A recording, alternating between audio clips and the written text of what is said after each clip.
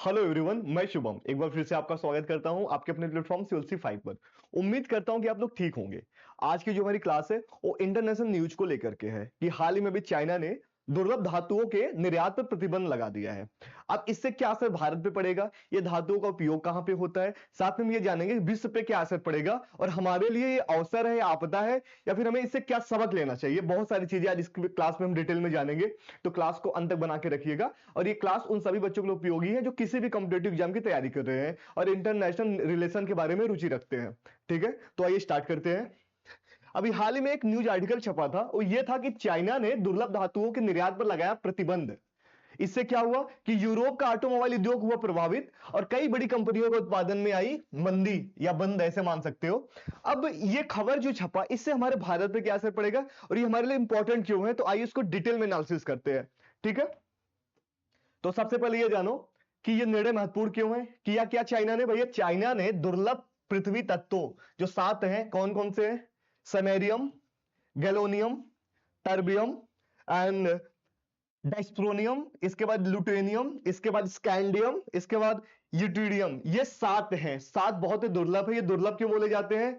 पूरे पृथ्वी पे है तो ये बहुत ज्यादा मात्रा में, लेकिन अकेले चाइना में इसका 90% प्रोसेसिंग होता है, क्योंकि इसको प्रोसेसिंग करने में बहुत सारा खर्चा आता है और क्या होता है, वातावरण में भी प्रदूषण फैलता है। तो लेकिन चाइना ने यह जोखिम उठाया और बन गया ये पूरे विश्व का सबसे अधिक दुर्लभ धातुओं का निर्यात करने वाला देश। ठीक है, और इसका अकेले का कब्जा 90%, 84% शेयर मार्केट में दुर्लभ धातुओं के मामले में इसी का कब्जा है, आप ऐसे समझो। अगर मैं प्रोसेसिंग की बात करूं, अब इसके अलावा अमेरिका का क्या स्तर है? अमेरिका में केवल और केवल 5 से 10% होता है। इसके बाद ऑस्ट्रेलिया, इसके बाद भारत। भारत में अभी इसकी अगर मैं बात करूं प्रोसेसिंग की, तो 1% से भी कम है। अगर इसके बाद किसका नंबर आता है? पहले तो चाइना है, दूसरे नंबर पे कौन आता है? दूसरे नंबर पे आता है यूएसए, तीसरे नंबर पे ऑस्ट्रेलिया, ऑस्ट्रेलिया। भारत की अगर मैं बात करूं, इंडिया में 1% से भी कम है ये चीज। ठीक है, ये ध्यान रखोगे, 1% से भी कम है। इसका 84%, और इसकी अगर बात करूं मैं 10% के आसपास है, और ये 5% के आसपास। ये चीज याद रखोगे तो मैं समझ जाऊं कि भारत की स्थिति क्या है। अभी भारत इस मामले में बहुत पीछे है। हालांकि हमारे पास बहुत सारे सोर्सेस है, झारखंड वगैरह की वहां पे हैं रिसोर्सेज, उसको पर अभी हम उस तरीके से प्रोसेसिंग कर नहीं पा रहे हैं, क्योंकि हमारे पास उतना इंफ्रास्ट्रक्चर नहीं है। हमें वहां पे बढ़ावा देने की नीड है। तो आज आइए हम इसको डिटेल में और जानते हैं। अब मैं बात कर रहा हूं कि चीन की हिस्सेदारी, जो मैंने आपको भी बताया। अगर मैं प्रोसेसिंग की बात करूं तो 90% है, मतलब यहां से उत्पादन इसका 90% होता है। लेकिन इसकी पूरे मार्केट की बात करूं तो पूरे मार्केट में 84% इसका कब्जा हो रखा है। ठीक है, जैसा कि मैंने आपको बताया, ये वैश्विक स्तर पर इसका प्रोसेसिंग 90% है। और ये दुर्लभ क्यों है? मैंने आपको बताया दुर्लभ इसलिए है क्योंकि इसको प्रोसेसिंग करने में खर्चा बहुत अधिक आता है, और जिस देश में प्रोसेसिंग होती है वहां पे वातावरण में प्रदूषण भी फैलता है। और चीन जो है ये जोखिम उठाने को तैयार था, इसीलिए वो बन गया सबसे बड़ा सप्लायर पूरे विश्व का। ये चीज याद रखोगे, मैंने आपको बताया ये चीज। आगे चलूं, अगला क्या है? अब इसके बारे में बात हो रही है कि ये जो ये दुर्लभ मेटल है ना, एलिमेंट जो है, ये उपयोग कहां कहां पे होते हैं। तो अपने भारत में तो, और हर जगह, अपने भारत की बात नहीं करूं मैं, हर पूरे विश्व की बात करूं तो बहुत जगह इसका उपयोग है। रक्षा में, ऑटोमोबाइल में, तकनीकी दुनिया में, मेडिकल और ग्रीन टेक में। अब मैं आपके मन में आ रहा है कि रक्षा में इसका कहां उपयोग है, तो भैया डिफेंस में fighter jets, radar system, missile guidance, इन सभी में इसका उपयोग होता है। ऑटोमोबाइल में बात करूं, जो आप इलेक्ट्रॉनिक व्हीकल्स देखते हैं उन सब में इसका उपयोग किया जाता है। ठीक है, तकनीकी में बात करूं, smartphone, laptop, camera, microchips and solar panel में इसका उपयोग किया जाता है। और मेडिकल में अगर मैं बात करूं तो एमआरआई मशीन में, विंड टर्बाइंस में, क्लीन एनर्जी सिस्टम्स, इन सभी में इनका प्रयोग किया जाता है। समझो ये रेयर एलिमेंट्स कितना ज्यादा महत्वपूर्ण है। और चाइना ने ऐसा क्यों किया इसके बारे में आपको बताऊंगा, इसने ऐसा सप्लाई बंद करने के लिए क्यों कहा। ठीक है,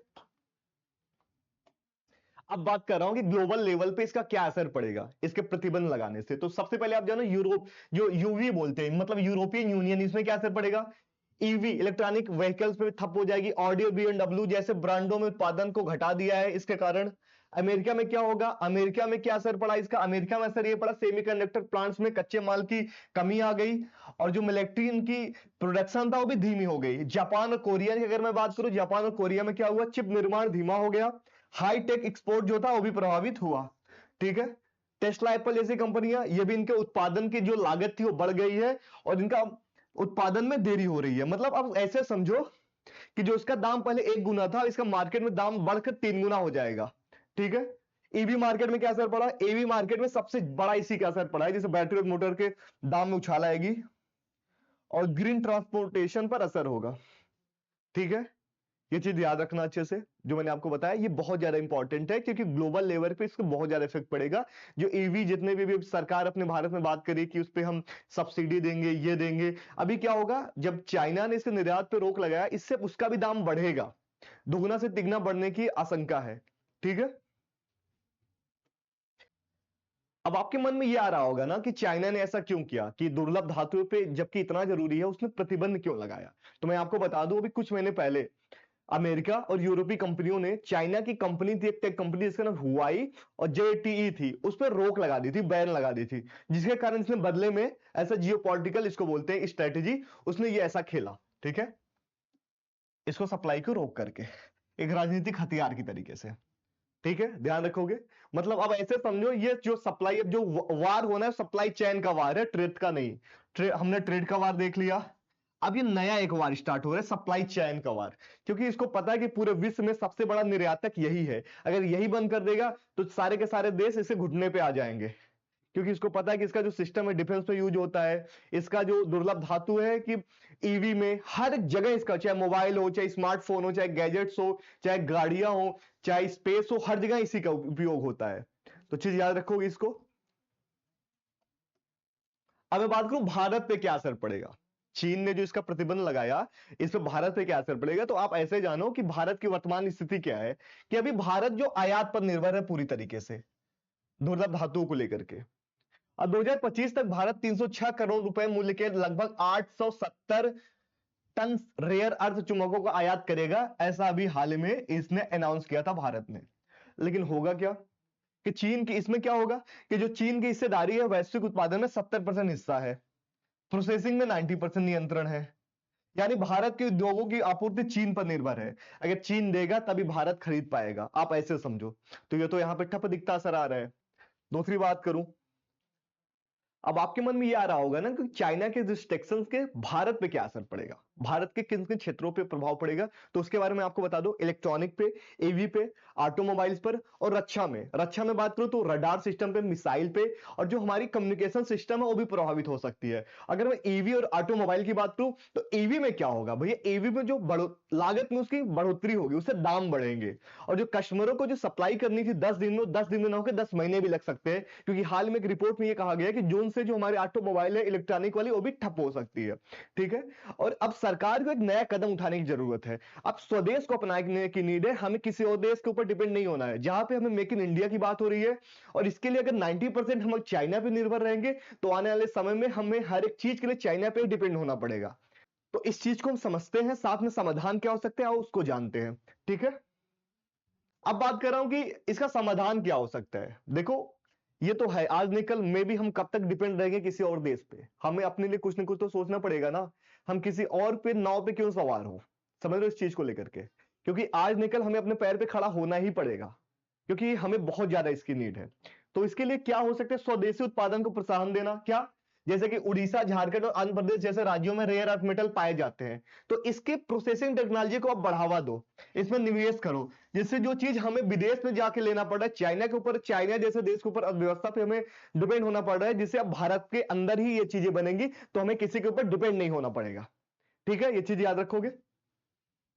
विकल्प की तलाश पे ही जारी रखो, मान लो अगर अपनी भारत में देर हो रहा है अपने भारत के राज्यों में प्रोसेसिंग करने में, तो आप विकल्प की ओर जाओ, केवल चाइना के ऊपर निर्भर मत रहो, आप अमेरिका से बात करो, ऑस्ट्रेलिया से भी बात करो। ठीक है। वियतनाम जैसे देश में आप बात कर सकते हो। इसके अलावा एक विकल्प और भी हो सकता है, जैसे क्रूड ऑयल की तरह आप रेयर अर्थ मेटल का भी आपातकालीन स्टॉक रखो, जैसे क्रूड ऑयल का रखते हो। ठीक है। इसके अलावा एक और हो सकता है, आप पीपीपी को बढ़ाओ, इसको प्रमोट करो, जिससे बड़ी बड़ी जो अपने यहाँ जो निवेश वाली कंपनी है उनके साथ जुड़ो, उनके साथ भी मिलकर भी काम करो। ठीक है। मतलब निष्कर्ष ये निकलता है, अभी हम मेक इन इंडिया की जो बात करते हैं, हमें किस किस चीज की बात करनी पड़ेगी, हमें mine in India, refine in India और डिफेंस इन इंडिया की बात करनी पड़ेगी, क्योंकि आने वाले समय में ये लड़ाई सिर्फ वार तक नहीं रहेगी, ट्रेड वार की तरफ नहीं रहेगी, इस दुर्लभ धातुओं को लेकर भी लड़ाई लड़ी जा सकती है कि किसके पास कितना ज्यादा रिजर्व है, दुर्लभ धातु है। क्योंकि जिस देश के पास ज्यादा जितना रिजर्व होगा वो उतनी ज्यादा डिफेंस उसका मजबूत होगा, उतना ज्यादा ऑटोमोबाइल में आगे बढ़ेगा, उतना ज्यादा उसकी तकनीकी आगे बढ़ेगी। तो हमें चीज समझने की जरूरत है। यहां पर चाइना ने कि इस कदम से भारत में बहुत सारी चीजें स्पष्ट हो गई है कि आने वाले समय में भारत को खुद से डिपेंड होना पड़ेगा, किसी और देश पर डिपेंड होने की जरूरत नहीं है। आई होप आपको ये कंक्लूजन पसंद आया होगा। अगर कंक्लूजन पसंद आया तो चैनल पे नए हो सब्सक्राइब कीजिए, साथ में शेयर कीजिए। Thank you.